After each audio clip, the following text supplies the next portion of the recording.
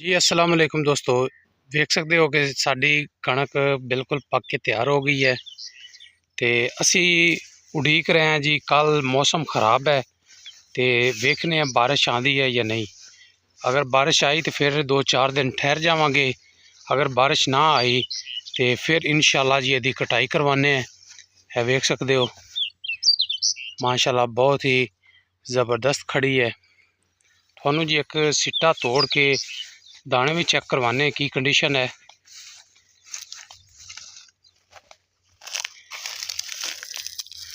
यह चेक कर सकते जी।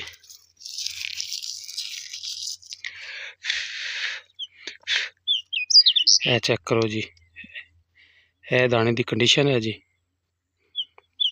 तो बिल्कुल पक के तैयार हो गई है।